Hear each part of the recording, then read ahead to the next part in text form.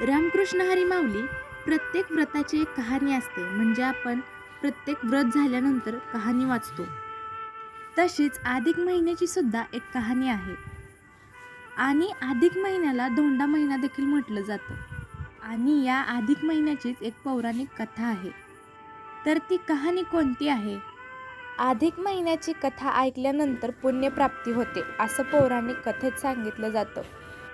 अधिक महिना भगवान श्री विष्णूंना समर्पित असतो हे तर आपल्याला माहितीच आहे. म्हणूनच त्याला पुरुषोत्तम मास असं देखील म्हटलं जातं. पण या अधिक महिन्याचं काय पौराणिक महत्त्व आहे हे आपल्याला माहिती नसतं.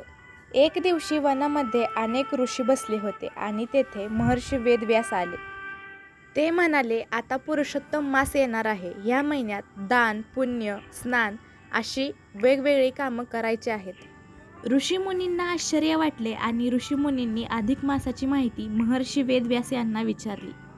महर्षी म्हणाले, चंद्र सूर्याच्या गतीमुळे दरवर्षी 10 दिवसांचा फरक पडत असतो. म्हणून 3 वर्षांनंतर एक महिना अधिक धरून हा महिना तयार होतो. तो अधिक महिना म्हणजे पुरुषोत्तम मास होय. अधिक महिन्यामध्ये भगवद्गीतेतील 15वा अध्याय वाचावा. भगवद्गीतेतील 15वा अध्याय हा पुरुषोत्तम योग आहे. या महिन्यामध्ये 15व्या अध्यायाचे वाचन खूप महत्त्वाचे आहे. भगवद्गीतेच्या या 15व्या अध्यायाचे वाचन केल्यामुळे मनुष्याला संसारातील आसक्तीपासून मुक्ती मिळते आणि परमात्म्याचे ज्ञान प्राप्त होते.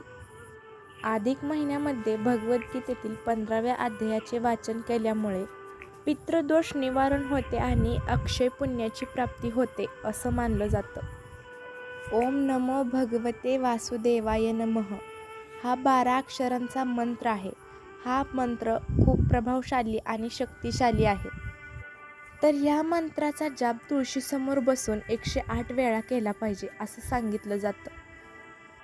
हा मंत्र प्रभावशाली आणि शक्तिशाली असल्यामुळे आपल्या मनात पॉझिटिव्ह एनर्जी निर्माण होते. हा तोच मंत्र आहे ज्याच्या जोरावर भक्त ध्रुवाने लहानपणीच ईश्वराची प्राप्ती करून घेतली होती. अधिक मासामध्ये लवकर उठून स्नान करून तुळशीपुढे देवापुढे दिवा लावावा. कारण या महिन्यामध्ये कळत नकळत घडलेली भक्तीसुद्धा श्री विष्णूंपर्यंत पोहोचते. पूर्वी सर्व महिन्यांना देवतांचे आधिपत्य होते. चैत्र, वैशाख, श्रावण असे प्रत्येक महिना कोणत्या ना कोणत्या देवाशी जोडलेले होते.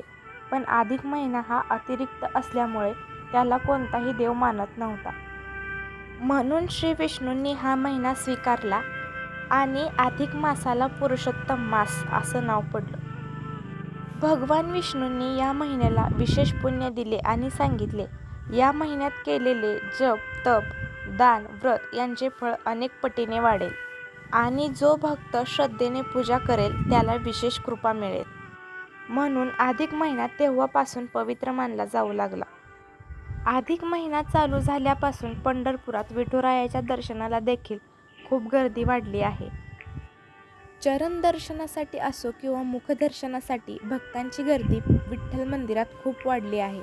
तर अधिक महिन्यामध्ये विठुरायाचं दर्शन नक्की घ्या.